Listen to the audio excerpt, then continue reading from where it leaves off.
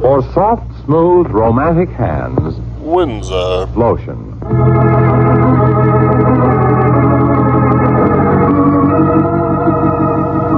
Sean, The makers of Windsor's lotion for soft, smooth, romantic hands present the amazing Nero Wolfe, starring M.L. Elric, as Nero Wolfe, the celebrated criminologist, and Mark as Fellhauer, Archie.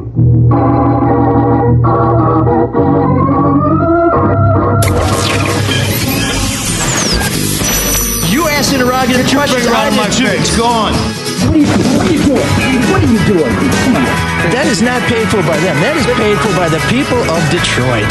You might be qualified, ML. I'm not qualified for this job. Let me tell you something. You want to go right now? Okay? You want to go right now, Albert? Actually, I don't want to go right now. I'm just finishing up an email, and I told these two What? over consumers of saltpeter that I needed 30 seconds. So let's let the Smiths play. It is the 37th anniversary of the Smiths' debut album titled Sean. Shoplifters, which is a new movie that features 20 Smith songs that's about to come out. I figured you would have known that. Yeah, thanks for trying to be culturally relevant. No, it was the It's Smiths. really relevant. We're talking about something that's... It was called the Smiths, but okay. Are you done with your All email? right, Adult Swim time. We are pleased to be with you here on ML Soul of Detroit. Mark Fellhauer is here. That's pretty cool. Sean Windsor, he's also here. For better or for worse. You okay? You all right? No. A little flustered? Oh, he's... Well, first of all, sit up straight. I'm trying to see. I'm trying to think. Is my arms... Is this socially distanced now? I'm thinking, can I get this 6 feet out there? I don't think I can. No gadget arms here. But enough of the foolishness. We are grateful to be joined today by Mike Rattay, defense attorney par excellence, fearless defender of the Constitution, and a few dirtbags, but also some pretty cool guys. No need to go on the record. Yeah, it runs the gamut. Come on. I know. We're finally friends now, and I'm about to blow it. So let me quickly get to Dina Desjardins. I messed it up. You asked her too exactly how to pronounce her It's name. not that hard, ML. Wait, Mike, why don't you That's- pronounce it? No, That's it's never that's hard. what Sean says, and he says it only happens once in a while. Dina Desjardins, who is here with us for Green for Life, who is the presenting sponsor, the title sponsor of the women's game in our 2021 Clark Park Charity Classic. Now, Mike and I started this game 6 years ago, believe it or not, Mike, at Clark It's Park. got to be longer than that, dude. It feels like it. Yeah. I know. It's longer than that. This is 2021. Didn't we start it in, Yeah. 2013? 2015. 2015? Yeah. No. Yeah, it ended early with good behavior. That's what happened. It was, we started. I'm going to check my file, but whatever. Okay. I'm with Radtie. I think it's older than that because I remember It where is. it was. Yeah. So I'd like to go to Dina since she's the only one I haven't fought with yet, and we've only been on the air for a minute and a half now. But yeah, no, it's been going for a while, and we have raised over $100,000, mainly because as a reporter, I can't really ask for money, but Mike Rattay can call people and say, "Hey, it's Rattay. I need a big effing check," except he doesn't say a big effing check. And he doesn't leave it there. He kind of, I think, implies that it would be in their best long-term interest to present said check forthwith to the children of Detroit. And thanks in large part to Mike's contacts, Mike's tenacity, and the fear he strikes into everyone who has ever had any encounters with him.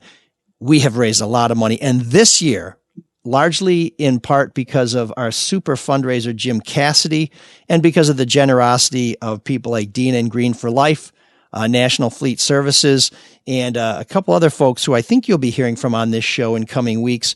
We are on track to raise more money than we've ever raised in a year when we don't have any ice at Clark Park. And we are creating an endowment so that contributions will continue in perpetuity. So if you donate to Clark Park this year, you will in some way donate to Clark Park in every single year until the rapture. So that's a pretty good deal. And we will tell you how to do that. You can go to patronicity.com, search for Clark Park Classic 2021, and you can make a donation there. As you can see, we are nowhere near our goal, but this page just went live yesterday, so we would appreciate it if you could dig a little deep and help kids in Detroit who deserve every opportunity. A quick word about the reason why we are going forward this year, even though there's no ice at Clark Park. Our friends at the Eastside Youth Sports Foundation, who also take care of the Eastside Hockey Arena, have allowed us to use their ice free of charge. They have been generous financial supporters of this charity for years. And this year, Paul Fayad, Brian Francis, and the people over there at the Eastside Youth Sports Foundation are helping us put on a game that is helping us help a lot of kids. And we hope that that the blessings that they are making possible will also be visited upon them. So that's a lot of yakking by me. I'm already out of breath. Well, Sean and I are used to it. It's like a minute 45 shift skating center, and trying to keep up with And it's with still my going. man Kenny, who I don't skate with Kenny. I skate away from Kenny because Kenny Gorno is no joke. There was self-awareness there for 2 seconds, Mark. Mike's closing. Radtie's He's an closing. idiot. So, Mike, tell us a little bit about what you've been up to, man. I know you got Bobby Ferguson. We're trying to get him. No, you were good after the question mark. We're trying to get him a little freedom, and I know you're a busy man. Well, you basically just summarized it. Just grinding it out every day, ML, waiting for the courts to open so we could start trying the cases again. But we've been busy. The wheels of justice don't stop just because there's a pandemic. We just haven't been able to try cases. Is there an amazing backlog of stuff you have to go, clients you have to represent? Well, I think that once the courts are finally open, at least in terms of the criminal cases, yeah, we're going to be, they're going to be piled up like cordwood. We got one after another. Obviously, the people that have not been able to, or were not afforded bond will go first, but, it's going to be, there's going to be hell to pay once we get this pandemic under control with vaccinations and this herd immunity thing, and people are ready, willing, and able to come down and sit as jurors, and so yeah, but it's coming. We're getting closer and closer every day. What a nightmare. Actually, when it's going to happen remains to be seen. It's coming. It's a nightmare, and the wheels of justice always move slow. Is there any way to speed it up to get caught up, or is there any plan? Oh, I'm sure. Well, in the federal court system, Judge Hood, she's going to make the decision on when she's going to open up that the federal courthouse. In terms of the state courts, it'll be up to the chief judge to open up the court for trials. But there's so many things that have to happen before you can actually have criminal jury trials. Obviously, we can't try cases with people wearing masks. You got a bunch of jurors sitting up there with masks on. How do we know they're not saying, Jesus, Rattay, you're a real fucking asshole? We got to be able to see that. That's a pretty safe bet. That's a good point. Yeah, I didn't even think about that. Mike, do you think that that there's at some point when you get these cases moving, that there's actually going to be a lag, because it feels like prosecutors have not been bringing cases during the pandemic? I can't remember the last time I heard of a slew of really high-profile indictments coming out of the U.S. Attorney's Office, and even at the county level, it seems like most of the cases that they're bringing forward are strictly for violent crimes where you really have to bring charges. Otherwise, the person who's believed to have committed some heinous crime will be roaming the streets. Well, that's a good observation, Amal. In the federal system, clearly the grand juries haven't been seated, and they tried it for a minute, and then some people got sick. They were using the big, what do they call it? The Michigan room over there in the federal courthouse, that big conference room. But you're right. We haven't seen a lot of federal indictments during the pandemic. There have been some, but not a lot. And you're right. At least here in Wayne County, the violent crimes are being prosecuted, but there has seemed to be a little bit of a lull as to nonviolent crimes. But It's hard to say. I'm not on the inside, but I know that there haven't been, at least in the federal system, there haven't been a slew of indictments coming our way. Yeah, and they do bring cases. I don't want to make it sound like the feds are on hiatus, but Right. do you think people are getting away with stuff? I mean, when you're with the FBI and IRS and all these other federal investigative agencies, it must be tough to go and brace somebody and sit in their living room and go through a battery of questions when everybody's like, don't come in my house, don't sit don't sit close to me. I'm sure that's a problem. I mean, I haven't really talked to any FBI agents or DEA agents or ATF agents or what have you about their ability to conduct investigations. But I think, again, I think your point's well taken. I'm sure that's been a problem over the past year, in terms of conducting investigations. But, we're still busy over here and we're still grinding it out every day. We're just waiting for the courts to open. And once they do open, we're going to be inundated and with court appearances, and our lives are going to be turned upside down. But we need to get back to normal. So I'm excited about getting back into the courtroom. So hopefully sooner rather than later. That's the other arena where you excel, and I can tell you firsthand from speaking to jurors in the Ferguson Kilpatrick trial that you were a very effective advocate for your clients, and that juries like you. They like you a lot better than guys wearing a different sweater when you're on the ice. So for your clients' sake, it'd be good to see you out there fighting for them and not fighting with me. And I say that because I am in fear. I also want to ask you before I'm old now, ML. Yeah, Shit. but you still. I'm going to be 62 years old next month, for God's sake. So my better days are behind me. So 10 years ago, you would have knocked him out, is what you're saying? Me? No, Mike. No. That Mike. Listen. Let me just explain how this works with me and Ratai. I'm willing to fight with Ratai, but only because I'm willing to be beaten by Ratai, because when you fight a guy like Ratai, you have to kill a guy like Ratai because he will never stop. Let me ask you guys something. Let's talk about something interesting for a second. How did you guys become friends after what happened? I don't think we talked about this the last time. You want me to take that one? Yes, please. Yes, I don't want to hear it. Well, it'll take ML way too long. Yeah. I can just remember after our little...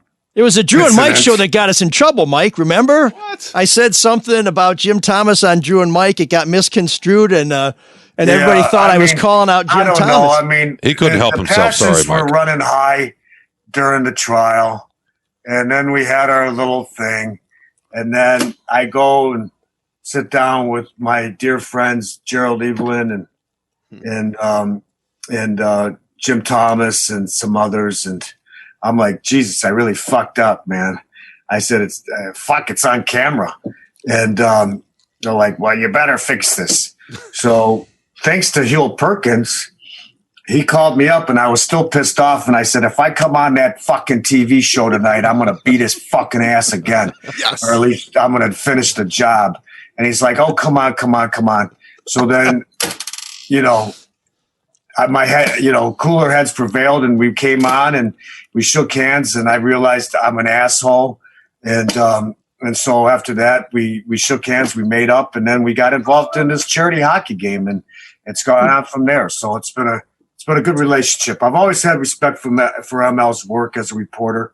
And, but when that case had a different, our position was that the press was basically waving pom-poms for the government during our trial. And I was pissed off about that, yes. But looking back on it now, everybody was just doing their job. And, obviously I have anger management problems that have required serious psychotherapy over the years. And so now I'm doing much better. Hey, well, Mike, I'm glad you took that one, Mike. That's interesting what you said about the what can I tell you, man? The media using pom-poms, because you're a criminal defense attorney for federal crimes. I mean, it's a pretty big deal. But do you feel like the general public looks down on criminal defense attorneys because you know, if a guy goes to trial, he's probably guilty in the minds of a lot of people. Well, you know, the only thing I could say about that is, you know, people need to, number one, they need to realize that when people are charged with crimes, they're still presumed to be innocent. I mean, the Constitution guarantees that to every person who's charged with a crime. And what happens is they read something in the paper, they see something in the news, and their immediate reaction is, you know, oh, he must be guilty or she must be guilty. And so that's a problem, you know. But, you know. Because you feel like that, what's the right word here? It dirties the jury pool? I mean, is it in part, literally? You're a gifted wordsmith, Sean. Yeah, I mean, you know, that's one element of it. But, and, you know, it's a complicated question, but, you know, the bottom line is that I know that when you pick jurors, you know, the presumption of innocence is somewhat counterintuitive because, you know, when you're driving down the street and you see somebody with their hands on the police car, you don't drive by and say, geez, I wonder what that person's presumed to be innocent of doing. We automatically say, geez, I wonder what the fuck he did wrong, right? Yeah, Of course. And so that's part of the problem. But, you know, as defense lawyers, we have to always remind people that, you know, you're presumed innocent. And until you're in that, you know, in those shoes, then, you know, you understand it. And so, you know, that's something that we always have to guard against. And we always have to educate the public as much as we can that people are cloaked with a presumption of innocence all the way from the time they're charged until the time the jury goes all the way back into the room to deliberate on a verdict. So, and we've certainly seen it where, and in the case that you were defending with Mr. Ferguson, we've seen it where a jury says they're innocent of some things and they're guilty of some things. So even when there's a finding, there's a lot of nuance there. Sean, I think the word you're looking for is something you're familiar with. It's called taint. Taints the jury. yeah. But I got to tell a story about I Mike thought because Matt was off the show. because there was a feeling among the defense team during the Kilpatrick trial that the media favored the prosecution. And as someone who reported on a story that had Mr. Kilpatrick sent back to jail, I can see where people in the middle of the trial, which is pretty extraordinary, I can see where people may feel that way. However, the feds never went on camera because they can't comment during a case. The defense team went on camera, and we were grateful for that, and often commented on the day's proceeding, which we needed because cameras aren't allowed in federal court. So we had no way to really convey what was happening. And Mike was one of the best about talking. And he had a rule, which is, I will talk if I did something in court today. Otherwise, I will not speak for other people because I don't want people to think that I'm trying to hog the spotlight or somehow aggrandize myself. And Mike not only, and this will not surprise anybody who's watching or listening right now, Mike not only made his point in a very compelling way, but he created so many memorable moments that while we were waiting for the jury to come back, I put together a package called Mike Rattai's Greatest Hits. And it was all of the really memorable things he said, such as, you know, testimony is when the witnesses serve up turkey, and cross-examination is when we carve up the turkeys. Something to that effect. And I could never do it justice. So we put this, But you tried. we put this piece on, and all of a sudden I'm not getting calls back from the feds. You know, they really just call you to say no comment, but now they won't make eye contact with me. They won't even call me to say no comment. And eventually I talked to one of them and said, what's going on? They said, oh, we're all pissed, man. You did that Rattai's Greatest Hits story. It made him look like some kind of friggin' hero. And, you know, and I was like, God, you guys have some thin skin. I mean, you know, we're putting the defendants in jail. You know, the shit's getting kicked out of them on a daily basis in court. And we use a couple of sound bites from Mike Rattai, and you guys turtle. Hey, let me just add this. Okay. So you can't win in the media. You can't win. Listen, there were times during the trial where the government would write a letter, okay, to Judge Edmonds complaining about me and what I was saying. And, you know, we'd go in chambers before the day started, And, it was like being in fourth grade, Judge, Mike Rantai throwing spitballs at us. And I looked at the judge one day and I said, yeah, what are we? Are we in third grade, Judge? I said, tell them to grow up. Okay. They don't like it too fucking bad. Of course I didn't say that. Yeah. Are you sure? Can we see the transcript? I'm not sure you didn't say that, but no, I listen, I love Judge Edmonds. I have a lot of respect for her, but I mean, it was bullshit. I mean, they're, like a bunch of little fucking whining babies, that I'm throwing spitballs at them, too fucking bad. Okay. What? I mean, this was a tough trial and we had to try to even the playing field somehow. And that's what I was trying to do. And, sometimes I guess I was successful and sometimes I wasn't, but there was, and I'm not going to, and believe me, it was one lawyer one AUSA who's no longer in the office. And literally that individual reminded me of when I was like in third grade, when I was shooting spitballs at the back of her head.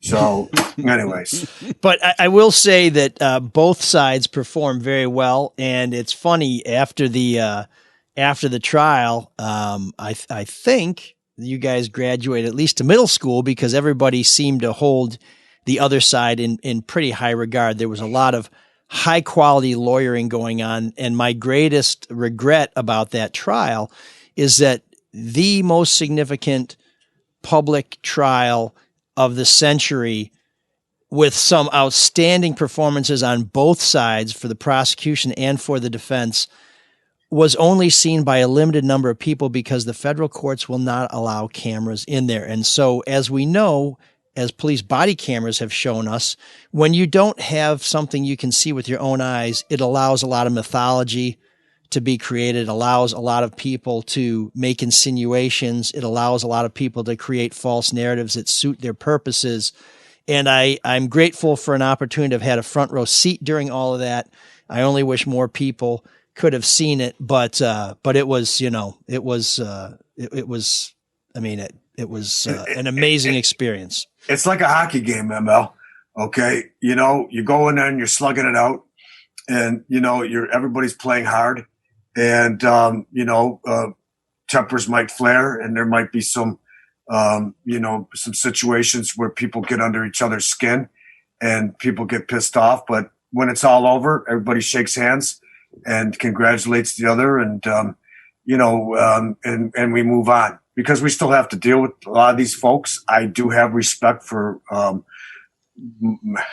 95% of the people in the U.S. Attorney's Office. I won't mention the other 5%, but we'll take your call off the air, Mike. It's like a game. I mean, it's like a hockey game. You get into a couple of spats and a couple of fights, and you go to the box and whatever, and then after the game, everybody goes down, sits down, and has a cold beer together, and shakes hands, and we move forward. Well, that's why when you and I had, I'm going to call it our encounter, everybody else was freaking out, but I think you and I both knew game on. And when the whistle blows, we'll line up and shake hands as we did that evening. Yep. So, I mean, to us, we understood heat of battle, you perform to the best of your ability. The other guy is the enemy. And then the game is over and you're like, okay, we'll see you next week. Maybe on your ice, maybe on our ice, but we'll do it again. And when you watch the video of us going back and forth, my favorite thing, and you really have to watch it closely, some guy who was like a valet or security at the Penobscot building comes out and he's standing in the corner. He shows no emotion. In the middle of the whole thing, he pulls out a candy bar and starts unwrapping it and started eating it, which to me says there were three guys who knew what was really going on. You, me, and this Gomer with the candy bar, because it's just like, and since then, we put on this hockey game. Mike was so gracious to say, yeah, let's get it out there. Let's turn this into a way to help kids because you're the biggest hearted slob I know. And we've helped a lot of kids, and you've served on the board at Clark Park, and it's just been a great thing. And to me, it feels like one of those things that everybody can learn from, which is we're going to have differences, but in the end, we need to come together to make good things happen. And so I am grateful for your friendship and everything that you have done. And I look forward to next year when I think we might be able to skate on the same team. Yeah, I'll play on your team, ML. I know they're going to play at GPCR. I started skating at that rink probably in 1971 or 1972 when I was probably 10, 11, 12 years old. That's where you're playing it, right? Yep, it's now the East Side Hockey Ice Arena. Is that So what they it's- call it? Because I haven't been over there. I've Yeah. been skating at Fraser. And Oh, they've made a ton of Lakers. improvements. It's much better Right. than the barn you skated at and that Yeah, I coached my I girls played at. a lot of hockey in that rink growing up. Yeah, I'm looking forward to next year. I got to have a little thing done here, so I'll be kind of down and out for that game. But I want to be able to play golf this summer and not have my shoulder hurt like hell, so I can at least make a turn and get the ball airborne. So that's but next year for sure. That's what you I get can't for wait. throwing all those uppercuts. Yeah, not anymore. Well, Mike, unless the boys have anything else for you, we're gonna pay a bill here, Mike. You're welcome to stick around, but I have one final question because you're talking about. you're like a lawyer. You say you're done, and then you're not done. Well, we moved off the topic, but I now hate these reporters now that I'm on the other side. you moved off the topic. Then you I presented totally sympathize with Ratai now. The media sucks. you presented a chance for another question to be asked, so I took it. I used to tell people that too. They didn't believe it either. In regard, am I allowed to ask now, or are you going to keep? Okay. Go ahead. Yeah. In regards The floor is yours, Mark. to being in a courtroom, being I miss Matt. like a game, us lay people that aren't, fancy reporters like ML used to be, or, criminal Fancy. defense attorney like you still are, Mike. We get most of our knowledge from movies. Do you ever watch like legal movies and just sit there and go, "Oh, that's bullshit"? Or is there one movie that stands out to you that's legitimately what it's like for us lay people? Well, that's a great question.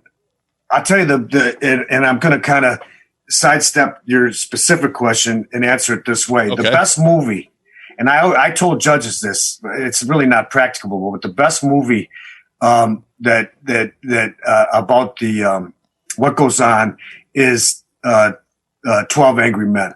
Yeah. Okay. It's a great movie. Every jury should watch that movie.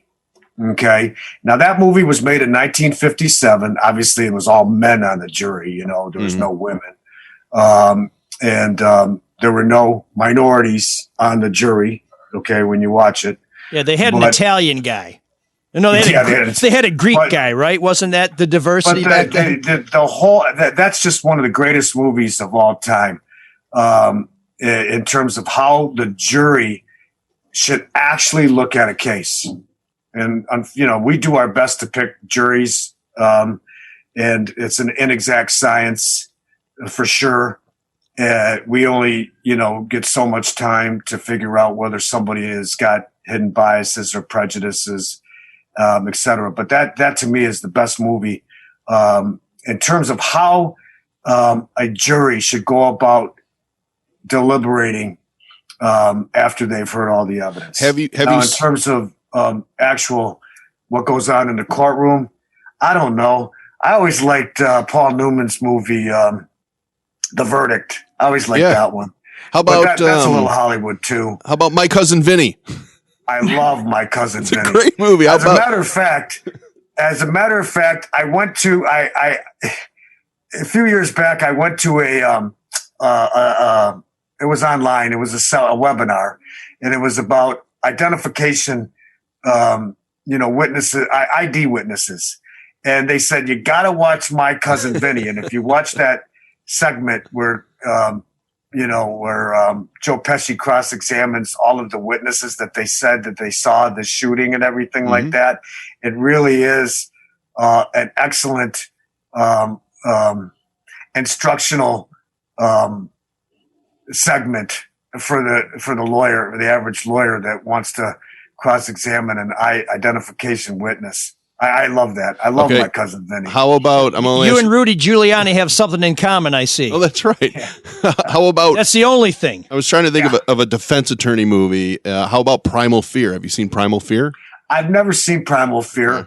What's the other one? Kate. What's the one with De Niro? Cape Fear.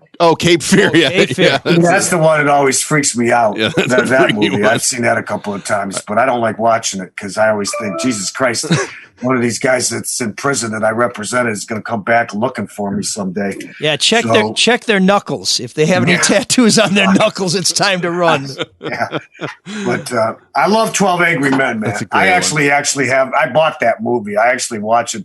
My wife gets sick and tired of me. You're gonna watch it again. So it's research. I love it. Yeah, they actually they used to call Mike 12 Angry Men, just all kind of crammed into one. But as you can see, he's got a cork in that bottle, so we're gonna let it go before it pops. Mike, thanks. All right, well, I gotta go back to work. You guys talk to Dina, ML. I'll talk to you talk to you in a day or two, and I'll get out there and we'll start hustling and we'll continue to raise money for Clark Park because obviously it's a great cause, and all the kids in that neighborhood need a safe place to play and be kids and do the things that kids should be able to do. So it's a great cause, and I'm still happy to, even though I can't be as involved as much as I used to be, I'm still happy to be involved in any way that I can. So I will get to work on that, ML. You just gave me the information late. I just want to put that on, on the air that I got the shit late. And so here, don't expect here we were all this friends. money coming in before the game, but we'll get some money to the park. Believe me. Here we were friends for just a bright, shiny moment. But no, we wouldn't be here if it wasn't for you, Mike. So thank you for everything you're doing. Thanks, ML. And I'm hoping we can maybe expand this to the east side a little bit now that we've established a foothold on Canyon and East Warren there. But yeah, no, we're only doing this because of your tenacity and your generosity and your grace. So thanks, Mike. And last year you had a pretty good excuse for missing the game. I think you were trying to keep a guy off death row. So we're going to give you a mulligan for that. Yes. Now, of course, he's no longer with us. Of course, but now that Uncle Joe's president, they're getting rid of all, they're deauthorizing or not authorizing the death penalty. So that's always a good thing. So yeah. Anyways, it's a mistake you can't undo if you execute somebody. So right. So thanks, Mike. All right. Thanks for having me, ML. See everybody, and I'll get to work, ML, on raising that dough. Whenever it comes in, we'll take it. And just so we're clear, now that I'm running for city council, that dough is for the children. Not for me. I want to continue my relationship with Mike as a friend, not as a client. Right. So that's for the kids. As Mike always says, it's for the kids. That's right. It's for the kids. And thanks, Mike, guys. Appreciate you. Thank you. I raise a cold Altus to my friend Mike Ratai. Of course, Altus is a sponsor of the podcast, and guests who appear. All guests appearing on ML Sola Detroit receive a 12-pack of Altus Lager. Oh, he loves beer. They receive a 12-pack of Altus Lager. And you know what? You know why we're proud to be associated with Altus? Why is that? Because working with you guys, I need a stiff drink. And because it's a Detroit lager that's original, and it is back. It went on hiatus for a little while. They stopped brewing it, mainly because of the number of people who went blind, but my man Carl and his crew have brought back the Altus name with a formula that is satisfying and delicious, and it is now a premium and apparently safe lager. It is safe. It is safe. I was wearing these glasses before I started drinking Altus. Let there be no mistake. I will say one thing though: if you drink too many Altus, your vision can double, but it's so good. You just try and moderate all good things in moderation. I will say though, hey mom, that it is. How many times is he going to say I will say? I don't know. What was I supposed to say? Tina has been waiting very patiently. What was I supposed to say last week? Well, anyway, exactly. What was it you say? Regardless, what was that thing you wanted me to say? Something that wrapped it up. Just everyone go to altus.beer. Altus.beer. And remember, it only takes 6 Altus to make anyone a 10.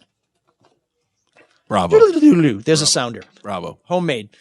Dina has been waiting patiently. In fact, I think we're gonna have to give up a case of Altus this week to take care of Dina. And Altus is also one of our sponsors of this year's Clark Park Charity Classic Hockey Games. So players in the game will be receiving some Altus to take with them as part of a small gift bag we put together, because everybody who pays. Again, this is not a city council thing. This is a charity thing. Pay to play for charity is okay. And not only do players pay, but we have one player who is bringing in some major sponsor moolah for the kids and bringing a tremendous team onto the ice, and that is Dina Desjardins of Green for Life. Did he get it right that time, Dina? It was perfect. Parfait. I think it was better when you said it before the show. Pronounce your last name again. Desjardins. See? Desjardins. It's better. Mais bien sûr. Alors. Now he's just showing off. You know, that's the way it goes. When you got it, you fly. Well, we know. So Dina, tell us a little bit about how you got involved in the Clark Park Classic. For the last couple of years, we have had a women's game, but we have not had a sponsor for the women's game, and you are being most generous in not only sponsoring the game, but bringing, from what I understand, a pretty formidable team to do battle with our some of the women who normally skate for us. Yeah, well, thank you. Yeah. Jim Cassidy approached me. He knows that I play hockey, and he approached me and said, hey, this is a great organization. And I know, obviously about Clark Park, and thought, absolutely, this would be a great thing for myself and for GFL. That Detroit is part of our big place for our residential and for our commercials. So of course we want to give back, and we want to give back to the kids because it's always about the kids. At least it is for me. I play hockey. I coach squirt hockey with my 15-year-old son. We have a little 10-year-old team in Grosse Pointe that we coach, and we love coaching them. And I want every 10-year-old to be able to play hockey. It's the greatest sport in the world. From our CEO, our president, who played briefly in the NHL, to my regional vice president, who played in the OHL. So GFL is all about trash and hockey. Tell me about that CEO. Is he available to skate on my team this year? I could use a little NHL bloodlines. Yes, I know. That would be great. Our regional vice president, he might be available. He played in the OHL as well. So he's quite a player in the past as well. So, well, I could use it. I got to tell you, one year, my team finally snuck up on Rattay, and they had been kicking the crap out of us for years. And he told me after one game, he's like, next year we got to make this game more competitive. We got to get you some better players. I'm like, yeah, I love the sound. I love the sound of that. So he came back that year with an ex-NHL player, and it seems like this is not really helping me very much. So if you could hook me up. Can't you get a ringer? Yeah. Yeah, if you could hook me up with the CEO and the OHL guy, I'll. Why don't you just play on Dina's team? They're too good for me. You could be on our team, though. We'd love to have you. Dina, last time you saw me skate, I got back to my locker and there's a pink tag on it. I don't know what that meant, but I assumed it meant you're out of there. Meant thanks, kid. Nice try. Yeah, and then you gave me a resume to work on one of the dumpster crews. So I wasn't sure. Maybe I misinterpreted that. No, we'd love to have you. We have quite a few good players, so they keep me around. So. Just call me Mr. Doubtfire. We have our own defense attorney as well. She played for Michigan State. So we've got some really high-skilled, high-educated people on our team as well. So it's tough to do better than Spartans, I'll tell you that right now. But right? What are you expecting on Saturday? This will be your first time skating with our group. What do you tell your players? What are they talking about? Are they looking at game film from the other side, or are they just like, hey, they got to take it from us? Oh, they know that we must win at all costs. So we're going to go out there and play our best.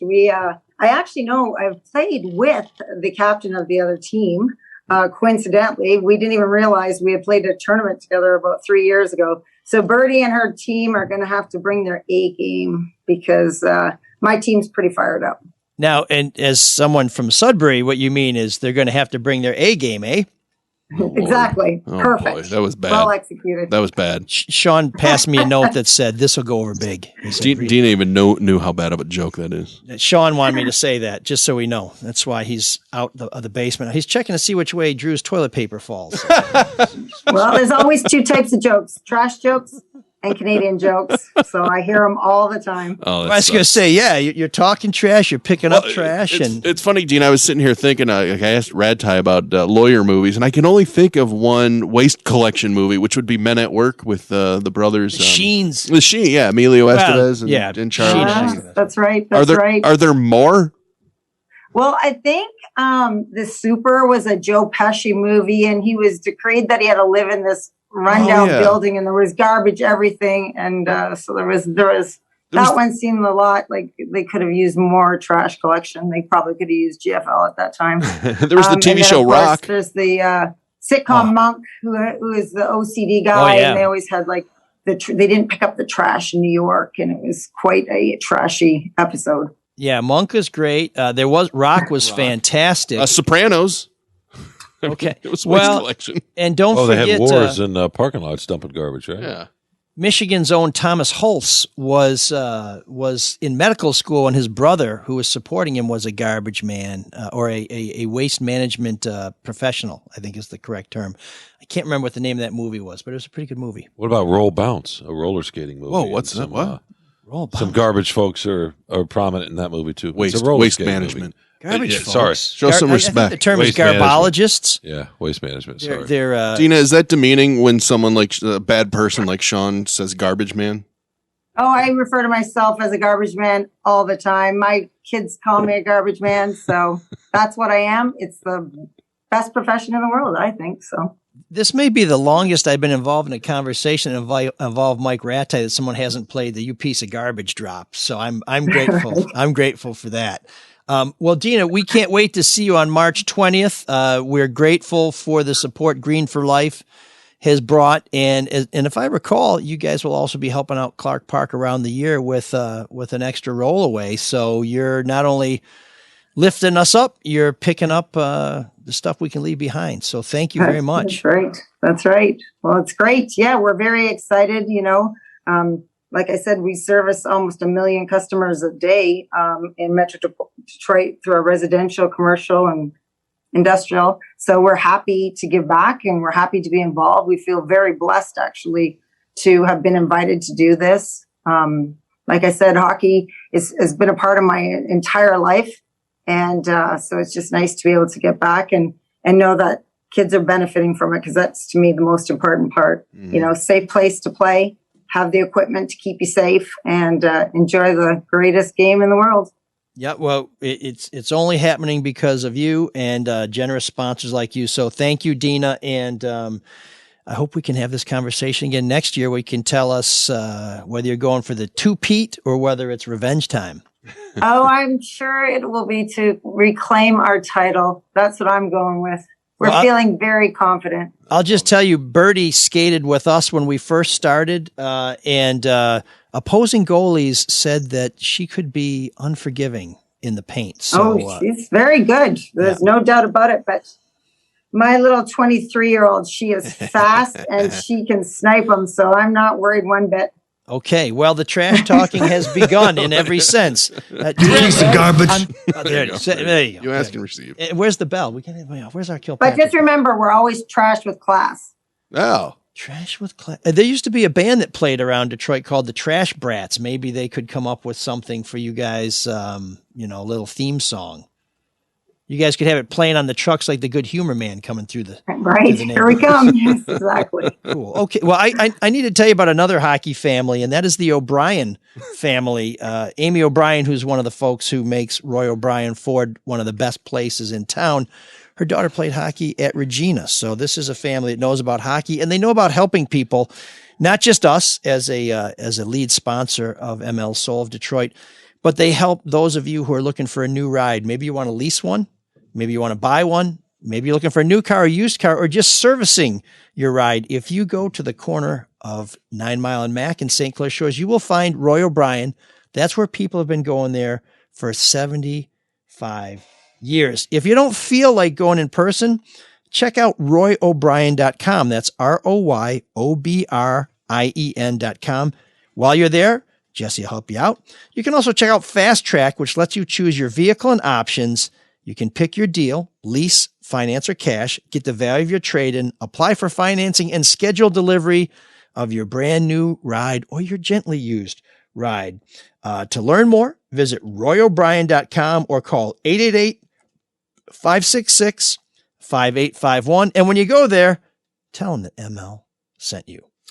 One last time, what's the Patronicity site? And thank you, Dina. Since you didn't thank her, I'll thank her. What? Oh, I'm going to see Dina on the 20th, so I'm going to thank her. And if they got spot at the end of the bench for me, I'm going to get in that game. I've seen Birdie. I've got some film on Birdie. I think I know. I think I know how to stay out of Birdie's way. Are you going to answer the question? Oh yeah, patronicity.com. That's patronicity.com. Look for Clark Park Classic 2021. There you'll see a picture of Mike Rattay and I from the very first game, which I will tell you did happen on 2015. I can insist on that now that I feel safe.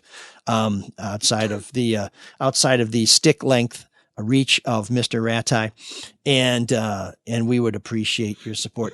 No amount is too small because it all goes to a good cause. And I really have to tell you, the biggest contributor to this year's game, we've had some very generous financial supporters, but this does not happen without the Eastside Youth Sports Foundation, which is doing a lot of great things for kids on the East Side, and this year helping kids throughout the city of Detroit. And in return, Clark Park is going to make ice available for them next year, so the kids on the East Side can come and enjoy some of the amenities in Southwest Detroit, because that's what it's all about, folks. It's about bringing people together. It's about taking something I have, meeting a need that you have, and once we've helped each other, then maybe what you need, I have, and it just, I don't want to get all pay it forward crazy here, but there's nothing wrong with doing good deeds. And I've heard more than one politician say, no good deed goes unpunished. It's like, what are you talking about?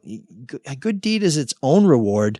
And anytime I've ever done anything nice for somebody, it's come back to me 10 times over. However, so the website Sean has an observation.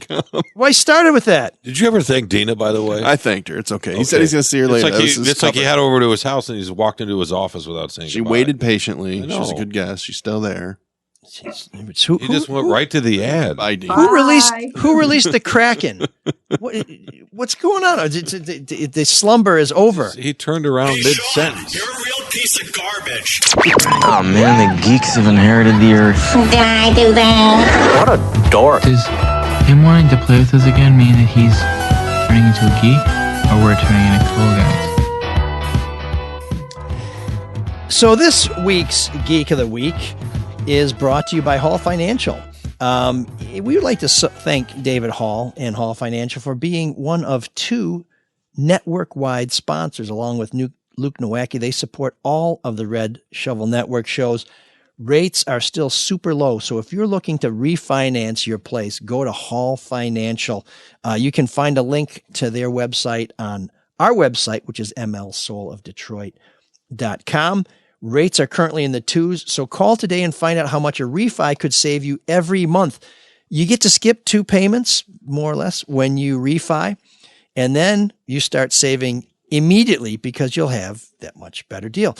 You can change your term, you can change your rate, and you can start saving as soon as you call the good people at Hall Financial. Just click on the link on our website to get started or call 248-308-5000.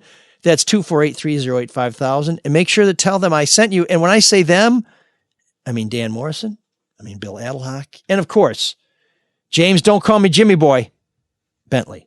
Well, that's right. Yeah, I forgot Jimmy's over there. That's right.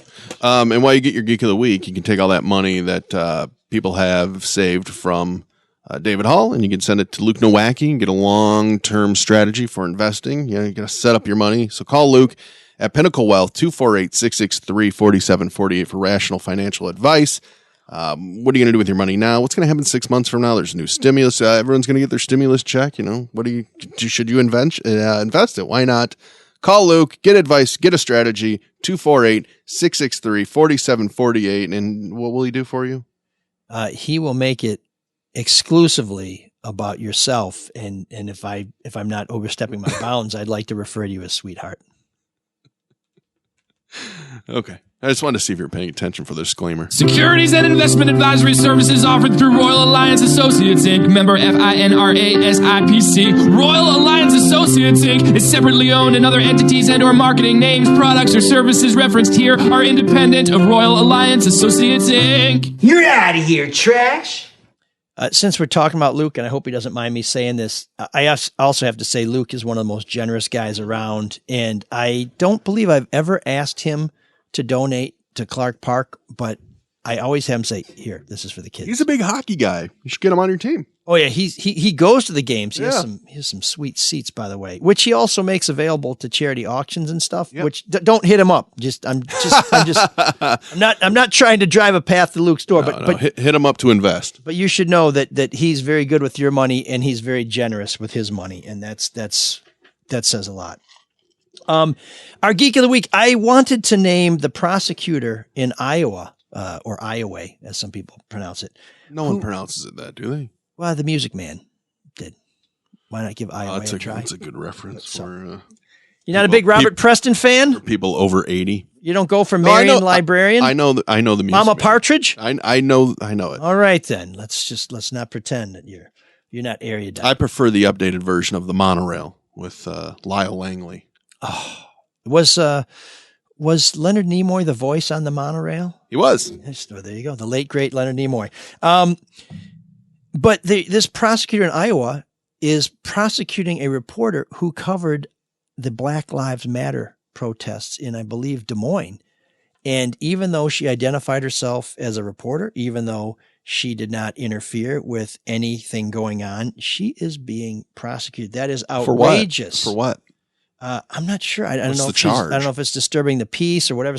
I've lost my notes. I have to be honest. I don't have that in front of me right now, but I've wanted to talk about this for a week because I thought, what a douchebag this prosecutor is. And the explanation was, it'll all become clear when we get in court. Well, I find that hard to believe, but the trial started this week. And my expectation is by the time the prosecution's case has been laid out, it will amount to, I'm a dick.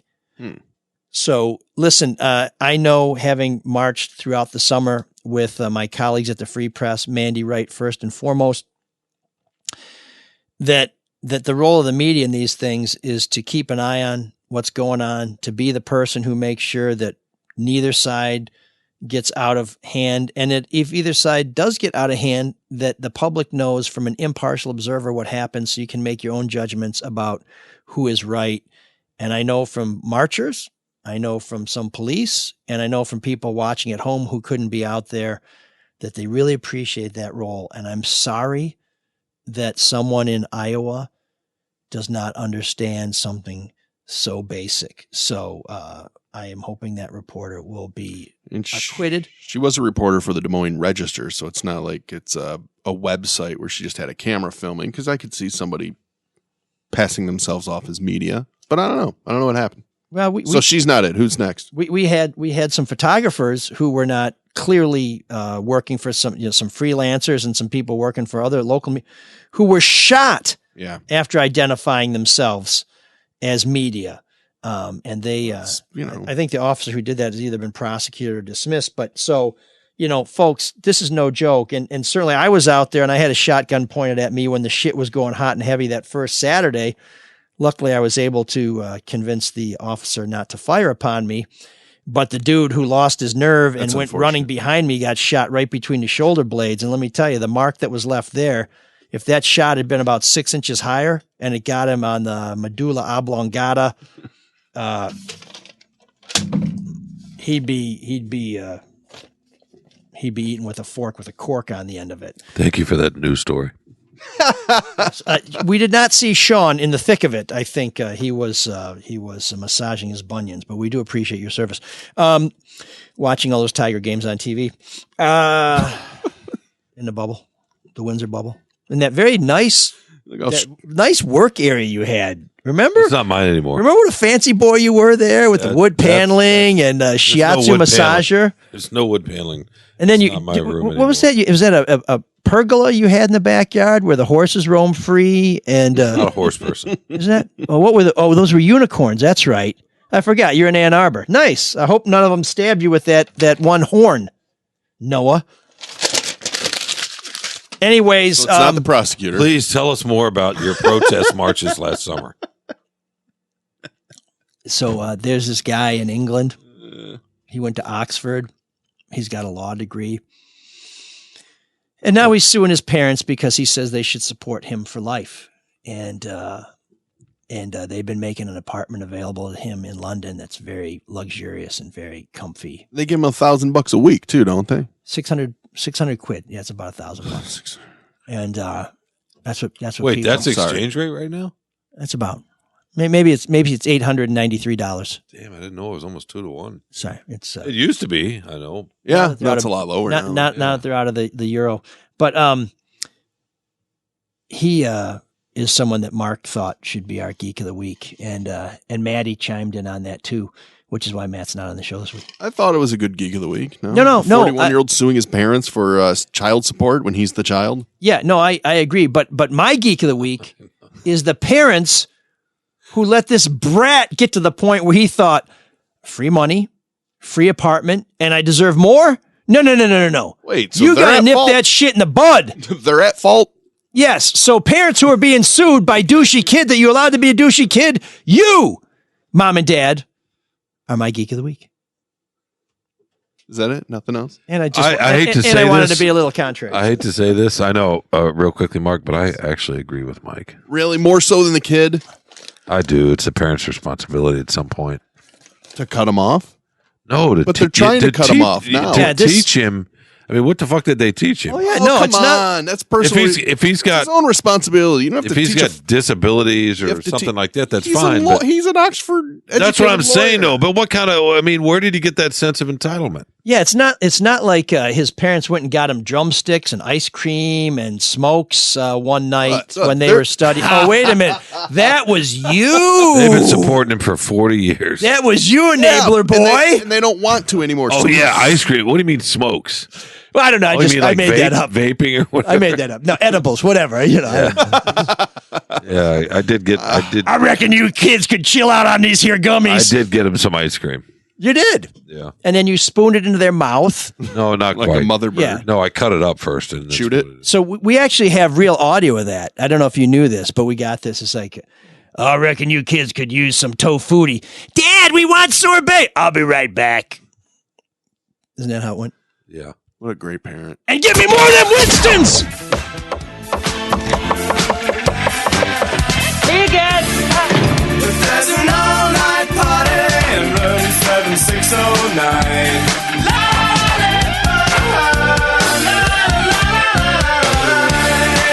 And you can dance together all night if you've got the time.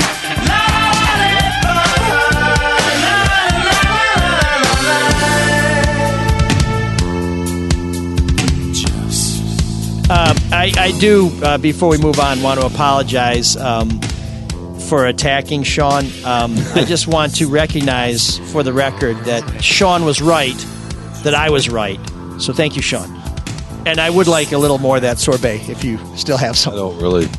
Yeah, sorbet is not my thing. It's fine, though. I'm not judging.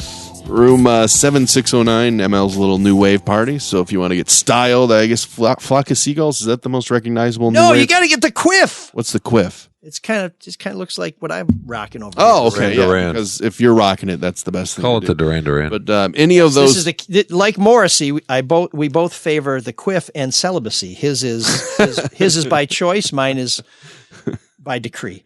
Yeah. Okay. What are you, an incel? I'm sure our sponsors are thrilled with this show. Well, if you want to get your hair styled that way for room 7609, head to Lady Jane's. Quit messing around. Get to a Lady Jane's near you. You can get a great haircut, a hot lather, neck shave, hot towel treatment. It's in a safe, clean environment. It's a great place to go. Get it all done. Make sure when you check in to tell them that Soul of Detroit or the Drew and Mike show sent you. Just click on the little logo when you say you're a new customer.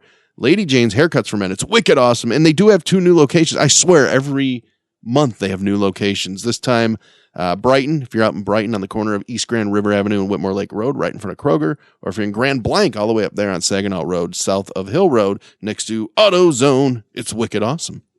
What do we got today? It is, and that's how you do it, Mike. I hope you were taking notes.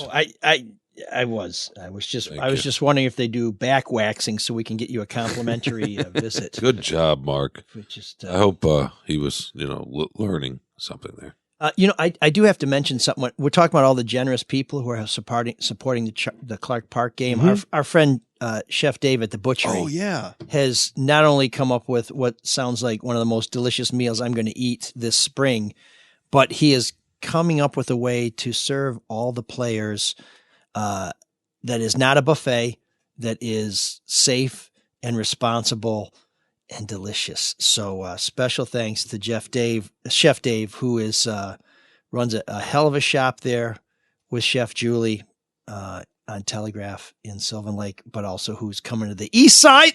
It's called The Butchery, thebutcherysl.com. The Butchery SL. Speaking of food, are you being a little bit, what's the word I'm thinking of? I don't know, dickish today because I didn't bring you a sandwich? I did last week? Dude, let me tell you about that. That sandwich is great. That cheesesteak. I sent you a picture. That was my lunch and my dinner. I had that's that great. twice. But so now that I didn't do that this week, you're going to be like you have been today? Is that how it works? If I feed you, then you're reasonable? Well, you kind of, raised the bar. I think Rat Tie just got him fired up. Okay. I'm just curious. I love Rat Tie. That's so. Thank you. Yeah. So, here's a little something I'd like Sean to consider. It's a little ditty by a group called Japan. It's called Quiet Life. It starts right now. No, it doesn't. It goes on. You still have 12 seconds. So did I tell you about the time Mike Rattay and I were on the set before Let It Rip that night? No.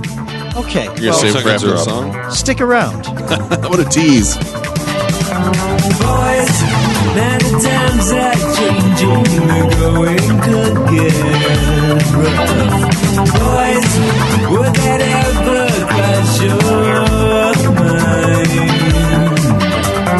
Boys, are you contemplating moving out somewhere? Boys, will you ever find a time? We are stranded. Somehow it seems the time we will. Here comes a quiet life again.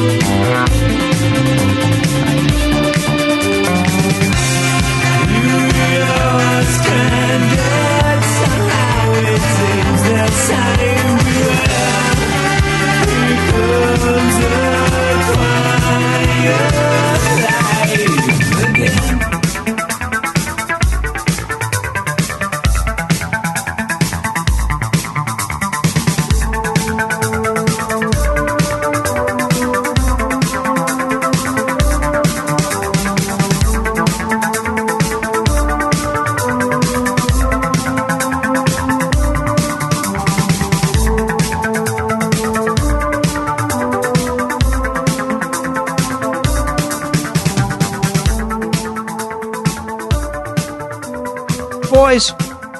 And here's that story I was going to tell before the song. So Rat's Eye and I get on the set for Let It Rip on the night of our encounter on the main streets of Detroit. And we didn't know how it was going to go. I had people saying, you should be filing a complaint. You should be filing criminal charges. I'm like, for what? And like he said, he was ready to murder you. Yeah, and he would have killed me. Make no mistake about it. I would have been a stain. Don't sell yourself short. The terrazzo floor of Please, you're a tough guy. The foyer of the Penobscot Yeah, building. you're a tough guy. Come on. But and with the judicial tenure or the Attorney Grievance Commission, So what people happened? can bring a complaint without. How did we get here? But I said, the sooner you shut up, the sooner it's over, which is what you said on your honeymoon.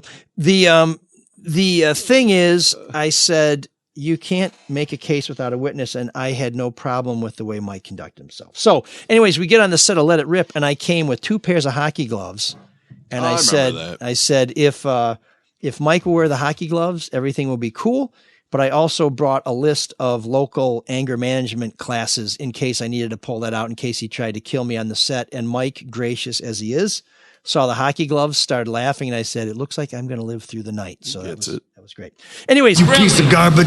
That was Japan. And sounds very derivative of is that a new band?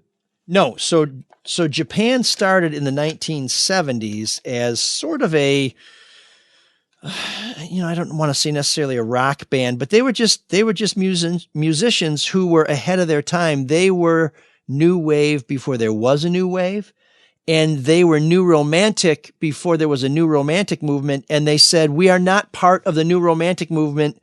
We always dressed this elaborately in blousy shirts and dynamic sort of let's say post-revolution French garb, and they always wore makeup. But what ends up happening is they started out as a band that just had kind of, guitar, bass, keyboard, and singer, and the keyboard player really got into synthesizers, and as you can tell, the bass player provided that just awesome dance beat and plays the fretless bass where the bass guitar at times almost seems like the lead instrument. So great band, hugely influential. Duran Duran points to them all the time. In fact, when you look at the lead singer of that's funny because you see Nick Rhodes. I thought it sounded like Duran Duran. Oh yeah, absolutely. But Duran Duran sounds like Japan.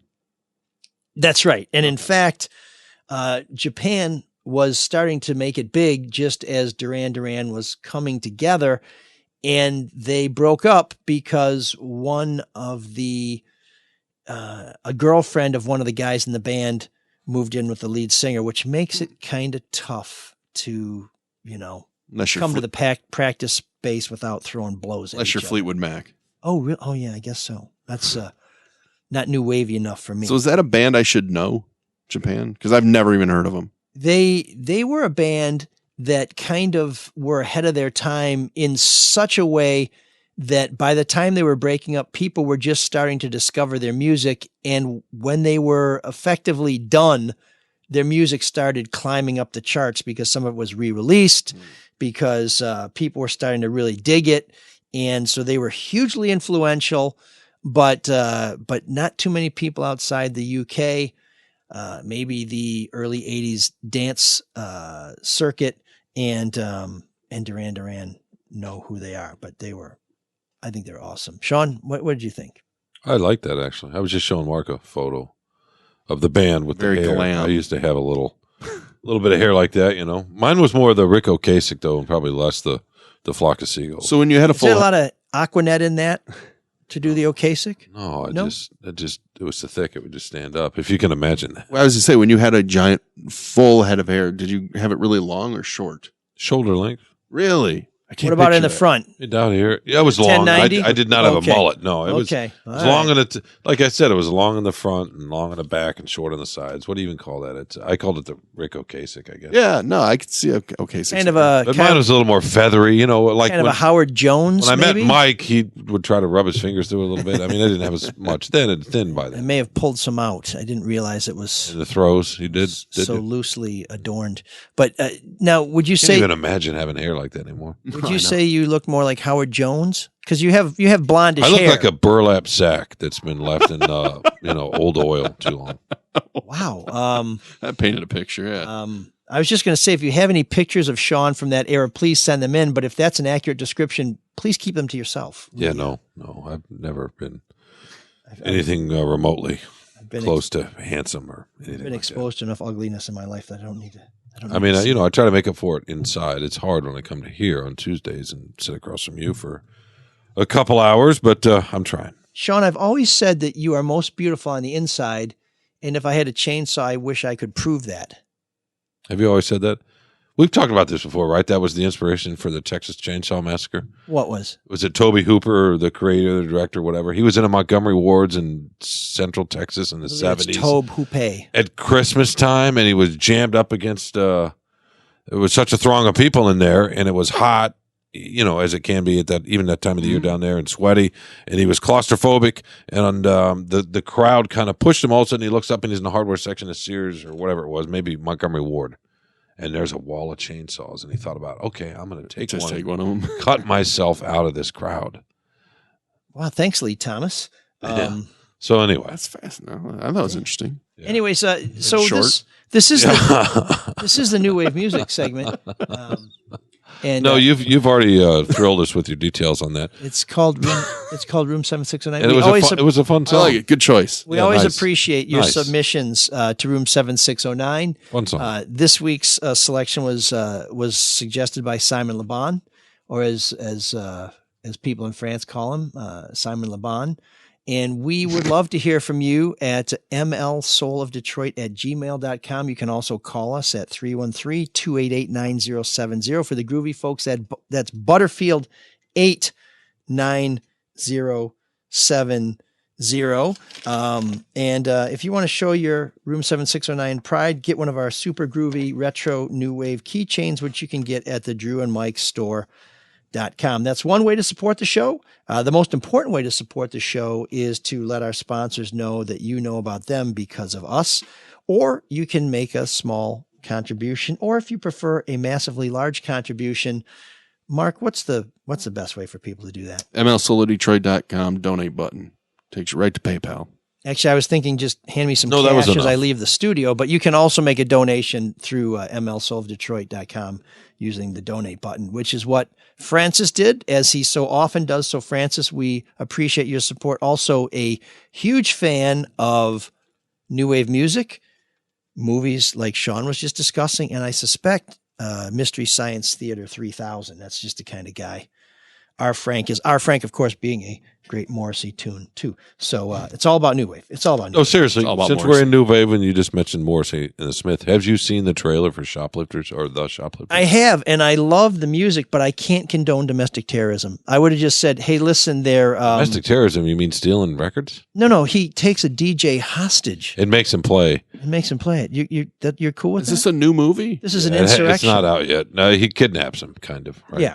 Yeah, and I think maybe the DJ goes along willingly because it's sort of the Cyrano type thing where I'll help you get the girl, but right. I just don't want to encourage somebody who likes hair bands to go kidnap somebody. No, right. It does look good, though. And what's it called? The Shoplifters or Shoplifters? Is it? I'm not sure. Is that what it's called? Go ahead and question it. Okay. No, that's fine. Whatever you say, Master. I forgot. I'm the one who dictates stuff, but I guess maybe that's not true today. But no, it looks good. And, back in the day, I think you would have just given a chick like that, a woman like that, a mixtape instead of commit a felony. But that's cool. So we also want to, in advance, thank everyone who has donated to our charity hockey game. First and foremost, Drew Lane, who has supported the game every year with a very generous donation. So, Drew, thank you once again for everything you do for us, for everything you do for kids. And Drew is a well-known benefactor of the East Side because thanks to our mutual friend, the late great Mike, super agent advisor to the world, he supported Eagle Sports, which allows kids to play baseball and soccer at Baldock Park. So thanks, Drew, for everything you do. And a little update on my campaign, if I may. You didn't need a breath there? I took one. Okay. Mark, you told me to let it go, right? Just because ML was right. Shoplifters of the World. Shoplifters of the World. Which is the Morrissey song. And it's based on a true story. I didn't know that either. It's a Smith song, but yeah. Oh my God. He's a solo Same artist. difference. You know what they say, Mark? Shoplifters of the world. Think it over. Think it over. Think it over. Campaign update. So that's why you told me to let it go. A little bit. Sorry. I'm sorry. I disobeyed you. Sean, when is your birthday? I don't know. What month? I was just hatched. Okay. I'll have to do this in the pregame because I was hoping for a quick transition to a November Spawned a Monster joke, which of course is one of the great Morrissey songs of all time. Okay, fine. What were we talking about anyway? Yeah. Donating So campaigns. if you want to follow my city council White saviorship, candidacy, you can find it at ML for Detroit. That's ML number 4 Detroit on Facebook, on Twitter, on Instagram. Please look for it and like it. We will be posting lots of great content there and letting you know how things are going on with the campaign. And we have a new logo that you can see there. And I'm very curious to get people's feedback on the logo. It is the final incarnation of a logo that has been evolving for a couple of months, that had an amazing genesis on what the concept started with.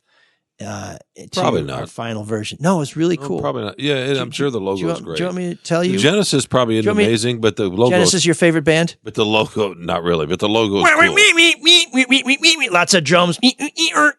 Abacab. No. Not a Genesis fan. Where can I see this logo? Yeah, just show us the logo. We don't really need the backstory. You like Peter Gabriel Genesis better? That's the thing. If you're cool, that's you're supposed to, right? Climbing into a castle. I'm Peter Gabriel. That's the original. You're probably a David Lee Roth guy over Sammy Hagar. Is that what you're saying? Well, by far. I am a never Van Halen guy. What's wrong with you? Sorry. Yeah. I'm a totally Valerie Bertinelli guy. Soft. But not a... She's got a nice career right now as a sort of a foodie. It's interesting. Well, yeah. Eating it all. Oh, my God. What? I thought Matt Jennings was gone. Well, I like to eat. So have you guys seen the logo? I'm looking for it. I can't Here's find the logo. Where do I find it at? We'll put it ML number 4 Detroit on Twitter, on Facebook, and on Instagram. We will put it up on our website, which is mlsoulofdetroit.com, so you can take a look at it. Did it take a long time picking a logo? It did, because you know how difficult it is for me to make a decision. I like to go over stuff and maybe work it to death, but I would say, and I'm interested in other people's opinions, that we hit a home run on this one. Where is it, Mark? Did you find it? It was not yet. No. So yes, we continue to be on the cutting edge of technology and social media here at ML Soul of Detroit. It's a crack staff, as in ass crack. Well, you're doing a good job of making it available. Clearly. Well, all it requires is minimal effort, so I can understand why this is so confounding. The actual Twitter handle is Detroit ML4. Well, if you type in ML4 Detroit, well, now I found it. Oh, I like it. It's not bad. I mean, mainly because your name's front and center. So he's got sunshine rays above the city of Detroit. Here comes Jesus. It's a good logo. That's nice. Hey, but there was news in city council news because Gabe Leland said he's not going to run again. That wasn't much of a surprise, was it? Are you allowed to? Will you comment on that? Gabe Leland entered a plea deal to admit to felony misconduct in office. Well, he shouldn't have been allowed to run. Well, since when does that keep anybody from under the city charter? He should have been removed from office. I don't know why that case has not progressed. It is one of the reasons why I'm running for city council, because I will not sit at the table with a rat and not say, "There's a rat in here." But Gabe Leland, yes, what a bold move from Mr. Leland to announce that he will not run for re-election. I think that will not be. That's sort of like saying, "Today I will not fly." Yeah. So the logo that suggests that there's a new day. No. So here's the thing. Last week on @Elric on Twitter and ML no periods Elric on Facebook, I posted this logo, and you will see it's kind of rounded at the bottom and the rays shoot out even more, and it has a slightly different look and shape. And when I talked to our artist, I said, we refined it a little bit. And I thought, I really love that logo, but I was wondering, that round shape at the bottom, were you trying to say, Detroit is on top of the world. Detroit's its own ecosystem because it kind of looked like it was in a planarium or something like that. And he told me, and it's frigging genius. And I can't believe it was such a high level concept that it was almost beyond comprehension. He modeled it after the Spirit of Detroit, where he holds up the globe with the rays radiating out of it. And that's where those rays are. It's the city of Detroit being held up in the hand of the Spirit. But it suggests that you're going to save the city, right? No, it just or says... Or is it more of a Morning in America kind of thing with Reagan? It says that the Spirit of Detroit and I have the same hair, but he has better pecs. So you challenge Reagan? What? By the way, what the fuck is going on up there today? I've heard the dog. I know. I've heard some kind of TV. Right now I hear what sounds like a tornado warning. That's what happens at the network. Well, I hope the guy who's made all this possible doesn't disturb you anymore. No, we're just trying to do a fucking show down here, and I just have heard Sean. What's that? He doesn't want to. He's trying to wake you up. Yeah. Okay.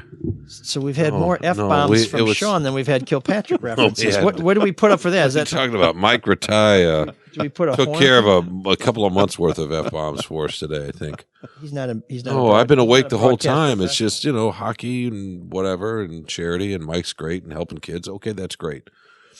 All right. Yeah, you're right. Why would anybody help kids and do charity? I mean, I love I love attacking you, but do it and I love attacking ML, but it is for there is a good cause. No. I think it's great. This feels a lot like the campaign where every good thing I've ever done has been turned against me, but that's the way it goes. Well, do the thing and don't pat yourself on the back. Just do it, and then I think we're good. I mean, that's just my opinion. So Sean is someone who I guess has not been involved in helping other people. You mention these events so you can mention the Patronisty website. Oh, I know, so people I can know. donate. You have to advertise because you get more people donating. I understand that. Any other election updates? Yes, Sean will not be a candidate for chief of staff if I'm successful. Okay. But I want to give you a little show update, though. I would be happy to help in any way I can. Okay, then stay away from the campaign. I know you've already done enough damage. Yes, your non-endorsement will be much appreciated if it's at all possible. We have decided that we will not be seeking the imbecile vote.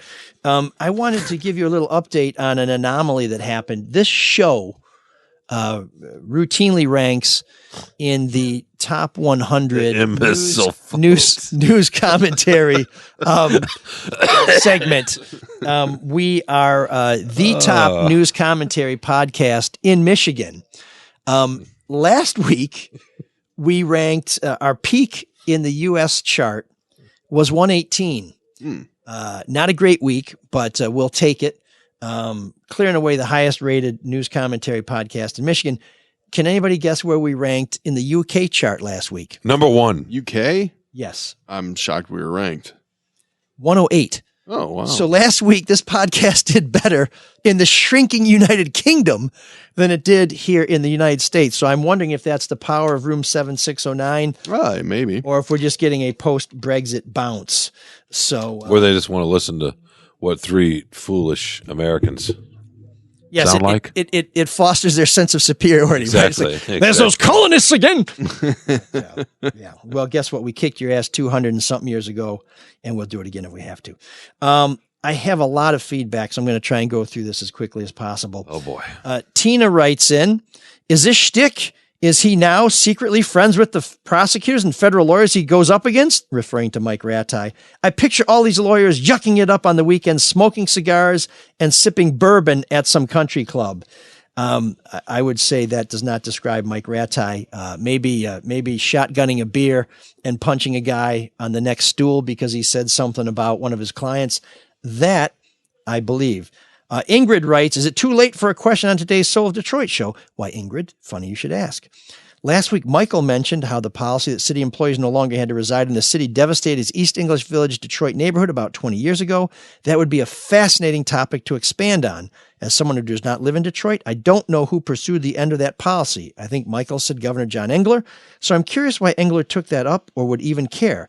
It'd be interesting to hear Michael detail how rapidly his neighborhood changed. I'm assuming that's not something Michael can attempt to reverse on city council. Briefly, city unions wanted the governor to end residency so they could live wherever they wanted. and Mayor Dennis Archer, who disagreed with that policy, was not able to stop Governor Engler from implementing it, and so it became the law of the land. Unfortunately, Detroit City Council does not have the power to overrule state law, but if I am elected to City Council, I will do everything I possibly can to encourage Detroit employees to live in the city they serve, because it's when we live where we work that we better understand the issues and the challenges of our neighbors. So great question, Ingrid. And it really hurt the city. It was a tricky policy. So it's probably time we address last week's, shall we say, controversy about the graphic that was posted with our show. Wait, is there feedback there for that? Grace writes, Dear ML, isn't it interesting how certain sycophantic bootlickers have no sense of humor when it comes to a podcast image reflecting a gag order, NDA plus taxpayer-funded payout, but they seem to have a huge sense of humor when it comes to sharing Madam Governor's cringy custom T-shirts and painfully unfunny Saturday Night Live skits. Great point. Also found it odd how Lansing ace Craig Mauger dropped a scoop on you, detailing he's been blackballed by Whitmer's office for 7 months, and from listening to your Red Shovel colleague LaDuff, he's also been blackballed by Whitmer and Nestle's office. I don't know if that's true, but it's he had. Well, I don't know if blackballed, but he's tried to have him on. Yeah, well, I mean that's different than being blackballed. I mean, Craig is attending press conferences trying to ask questions, and he's been denied his opportunity. Well, once again, what happened last week is everybody ignores all those issues and got really upset about a stupid picture, a throwaway picture, a dumb picture. Where I frankly I feel like I'm being kink shamed because I was wearing a ball gag in the photo, but that wasn't acceptable for some people because Whitmer, I guess, was looking like a dominatrix, and that's not acceptable. Well, I don't think she looked like a dominatrix. She looked like someone in charge, which she is. She's trying to get people to not talk by having them sign NDAs. It's the whole see no evil, hear no evil, speak no evil. Sure. So we altered the image for the record. I think people know this. But I apologized for the image. I said I regretted the image. I was sorry that it offended people. And I'll say this: you had no part of making that image. That's what pissed me off too. But you know what? Your name's on the. I'm responsible. You're responsible. I get it. The buck stops here. I'm not blaming anybody else. I'm blaming myself. I'm blaming myself because I can see in retrospect how some people would be offended.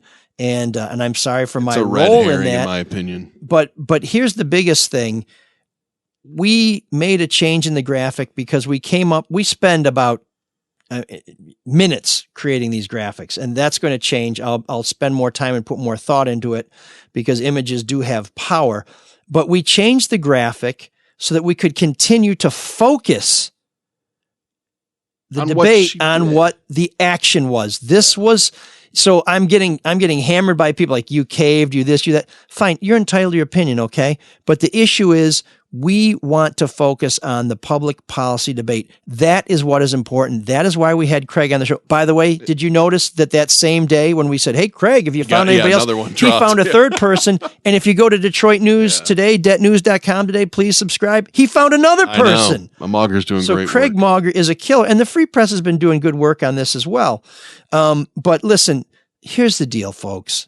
We want to keep the focus on the topic. There are a lot of people who want to move the focus.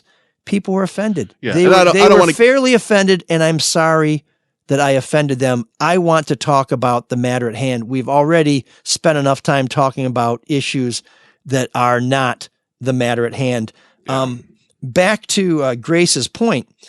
None of the newsrooms we know are listening to the podcast, thought this conduct from the governor's office warranted even a tweet in solidarity of their professional colleagues, meaning Craig Mauger, who was ignored for 7 months. For the last 4 years, we'd national outrage from news personalities and White House Correspondents Association whenever Trump's press staff didn't let, say, CNN ask a question for a day or two. It's sad how Michigan newsrooms are full of toady lapdog ass kissers. It's tough to follow it anymore, let alone pay to subscribe to any of it. They're basically nothing but PR shops for the ruling class.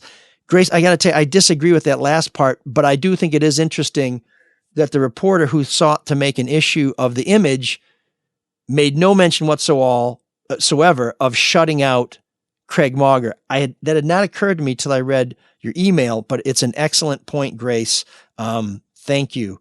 And I'm not suggesting that someone be mad about what happened to Craig and not mad about the image. I'm just saying, if you're going to be outraged about what's more outrageous? All the outrages. Yeah. Okay. And maybe prioritize them.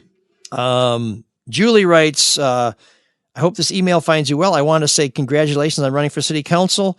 My name is Julie, and I'm the outreach coordinator for Soul Strategies, a field organization dedicated to building political campaigns. Thanks, Julie. We're good. Stephen writes, Wow,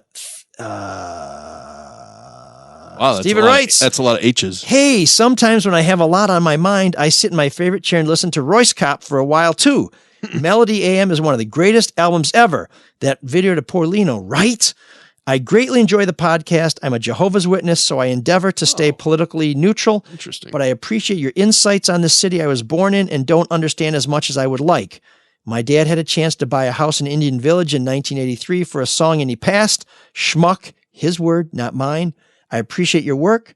I'm conflicted about the end, but I appreciate the spirit and the ethic. Yours, Steve. Wait a second. Melody, is that the song that's used in the Caveman commercials? I think that's on that album. That's, never. Yeah, that's a great song. It's a great, and the thing about and Royce a great Cop, ad, by the way. It is. The one where he's on the moving sidewalk. All the other Caveman ones, I hate Geico. They're corny as hell, but that's genius. Not worth it's making really a sitcom clever. out of it. No, I agree. But for 30 seconds, it's really, really clever. Oh, just the look on the Caveman's face. I mean, he's just like, and then he just crosses. Yeah. Sorry, that pull did not work. I moved away from the mic, and then he just crosses his arms and the exasperation. They weren't going to be able to hear you cross your arms whether you were close to the mic or not. No, I know, but I was trying to explain that. But that's okay. Context is nothing for you. No, when I see that commercial. By the way, quit.